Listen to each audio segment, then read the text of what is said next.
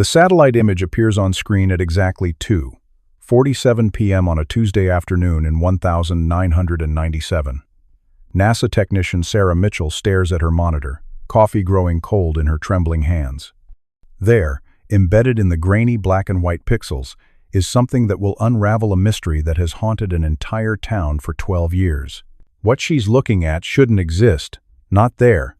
Not like this. June 15th, 1985. The small town of Cedar Ridge, Montana. Population 847.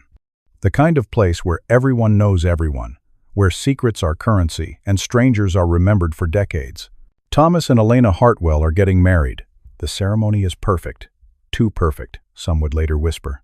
The bride's dress catches the afternoon sunlight like captured starlight. The groom's smile never falters, not even when old Mrs. Patterson's cat disrupts the vows by knocking over the flower arrangements. The photographer captures it all, frame after frame of pure joy, frozen in time. But photographs lie, don't they? They show you what was, not what's coming. The reception stretches into the evening. Thomas spins Elena across the makeshift dance floor in the community center. Her laughter echoes off the wood-paneled walls. The last person to see them alive is Jimmy Kowalski, the town drunk, who watches from the alley as the newlyweds load their car with wedding gifts at 11:43 p.m. They looked happy, he'll tell the search team later, his voice cracking.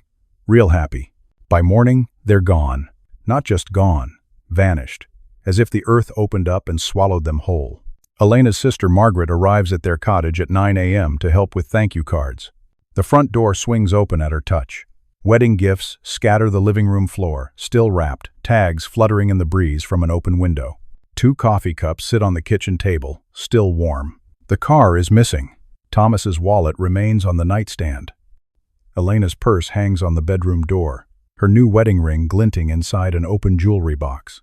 Margaret's scream cuts through the morning air like a knife through silk. Search Team Chief Robert Hayes has seen missing persons cases before, but nothing like this. Happy couples don't just evaporate. There are always signs, always reasons. But the Hartwells? It's as if they were erased. The search consumes Cedar Ridge like wildfire. Volunteers comb every inch of the surrounding wilderness. Search dogs follow trails that mysteriously end at the town's edge. Helicopters circle overhead, their mechanical heartbeat drumming against the Montana sky. The search team arrives on day 4. Agent Patricia Collins, a woman whose steel-gray eyes have seen too much, sets up shop in the town hall. She interviews everyone, twice. Someone knows something, she tells Chief Hayes on day 7. People don't just disappear, not without help. But the interviews reveal nothing. The Hartwells were beloved, no enemies, no debts, no secrets. Or so everyone claims. The weeks bleed into months, the search teams dwindle. The search team moves on to cases with actual leads. The town tries to heal, but how do you heal from a wound that never stops bleeding? Margaret Hartwell refuses to give up. Every weekend she drives the mountain roads, calling their names into the void. Her voice grows hoarse, then silent, but she never stops looking. In small towns, theories spread like disease. Maybe they staged their own disappearance. Started fresh, somewhere warm and anonymous. But why leave the wedding gifts? Why abandon Elena's beloved cat, Moonbeam, who still sits by the window, waiting? Maybe they were murdered, robbed on a dark mountain road by drifters who buried the bodies where they'd never be found. But there's no sign of struggle, no blood, no broken glass along the highways. Maybe Thomas had gambling debts. Maybe Elena had a secret lover. Maybe. The theories multiply, each more desperate than the last. Because accepting the truth that sometimes people just vanish is too terrifying to contemplate. Years pass. The case file gathers dust. Wedding photos fade in picture frames. Children who weren't born in 1985 ask their parents about the ghost couple who haunt Cedar Ridge's collective memory. And then, in 1997, a satellite takes a photograph. Sarah Mitchell has analyzed thousands of satellite images, agricultural surveys, weather patterns, environmental impact studies. She's trained to spot irregularities, anomalies in the landscape that don't belong. But this is different. The image covers a section of the Absaroka Mountains, 30 miles northeast of Cedar Ridge, remote, uninhabited. The kind of place where nature reclaims everything man-made within a decade. Except for this. Embedded in the forest canopy, barely visible through the pixels, is a geometric shape, too regular to be natural, too organized to be random fallen trees. Sarah enhances the image. Once, twice, 3 times. Her breath catches in her throat. It's a car, or what's left of one, but it's not on a road. It's not near a trail. It's sitting in a clearing that shouldn't exist, surrounded by trees that look wrong. Too young, too uniform. As if someone planted them. Recently, Agent Patricia Collins hasn't thought about the Hartwell case in years. She's in her Denver office, reviewing drug trafficking reports, when the phone rings. "Agent Collins? This is Sarah Mitchell from NASA. I think we found your missing couple." The drive back to Cedar Ridge feels like time travel. 12 years have passed, but the town looks frozen in amber. The same weathered buildings. The same suspicious stares from locals who remember the questions, the intrusion, the way the outside world descended on their quiet community like locusts. Chief Hayes is grayer now, his uniform hanging looser on his frame, but his eyes sharpen when Collins shows him the satellite image. "Jesus Christ," he whispers. "How did we miss this?" The expedition forms quickly. Collins, Hayes, 2 search team technicians, a forensic anthropologist, and Margaret Hartwell, who insists on coming despite Collins' protests. "They're my family," Margaret says, her voice carrying 12 years of grief. "If they're up there, I'm going with you." The Absaroka Mountains don't give up their secrets easily. The team follows GPS coordinates through terrain that seems actively hostile. Pine branches grab at their clothes like desperate fingers. Rocky outcroppings force constant detours. The altitude makes every step a struggle. 3 hours in, they find the first sign. It's not much. A rusted piece of metal, half buried under decades of fallen leaves. But the forensic anthropologist, Dr. Amanda Foster, recognizes it immediately. "Car bumper," she says, brushing away the dirt. "Mid-1980s make." The team spreads out in a grid pattern, metal detectors sweeping the forest floor. Every beep sends adrenaline coursing through their veins. Every false alarm, a discarded beer can, a piece of old farming equipment feels like a small death. And then Margaret screams. Not in horror, in recognition. She's holding something small and tarnished. A wedding ring. Elena's wedding ring, with its distinctive Celtic knot pattern that Thomas had custom-made at the jewelry store in Billings. "She's here," Margaret whispers, tears streaming down her face. They're both here. What they uncover defies explanation. The car, Thomas's 1984 Chevrolet Camaro, sits in perfect condition at the bottom of what appears to be a man-made pit. No rust, no animal damage. As if it had been sealed in a time capsule.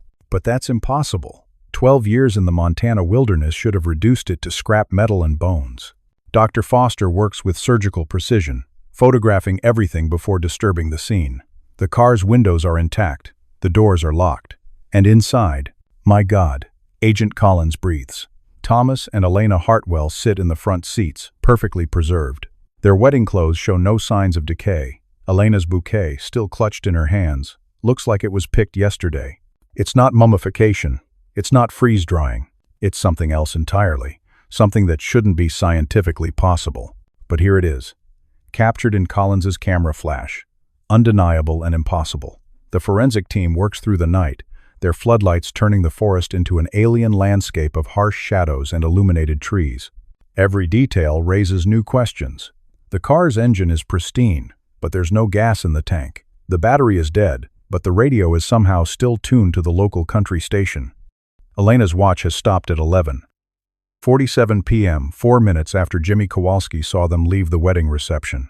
Dr. Foster's initial examination reveals no obvious cause of death, no trauma, no signs of violence. It's as if they simply stopped. Carbon monoxide?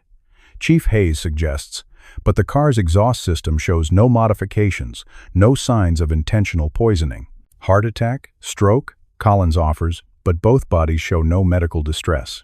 The toxicology reports will take weeks, but Dr. Foster has seen enough death to recognize its signatures. This isn't natural. This isn't suicide. This isn't murder in any conventional sense. This is something else. As dawn breaks over the excavation site, the team makes another discovery that changes everything. The trees surrounding the car aren't native to the region. They're Douglas firs, typically found at much lower elevations. But more disturbing is their age. Carbon dating will later confirm they're all exactly 12 years old. Planted the same year, the Hartwells disappeared.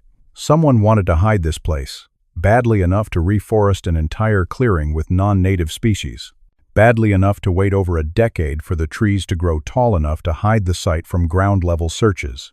But who?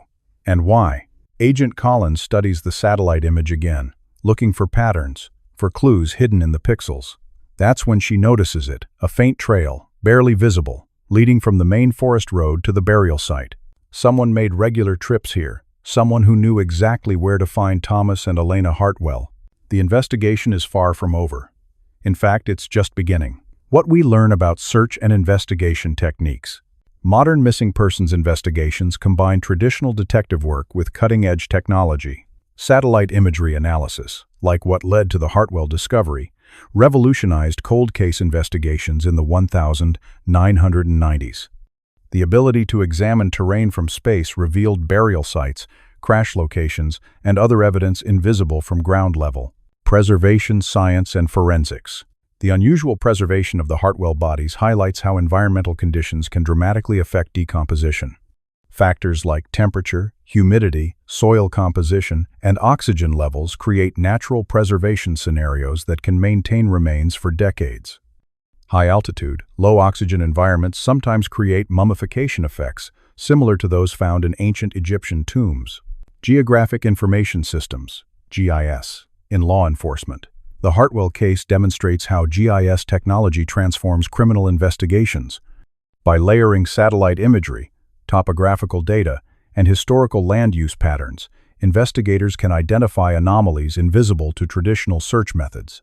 This technology now helps solve hundreds of cold cases annually worldwide. The psychology of small-town mysteries. Small communities often develop collective trauma around unresolved disappearances. The social fabric tears when neighbors suspect each other, when familiar places become reminders of loss. Understanding this psychological impact helps investigators approach cold cases with appropriate sensitivity while maintaining investigative objectivity. Modern search and rescue evolution. Today's search operations use drone technology, thermal imaging, and ground-penetrating radar that weren't available in 1985. These tools could have located the Hartwells within hours rather than years, demonstrating how rapidly technological advancement changes investigative capabilities in law enforcement and emergency response scenarios.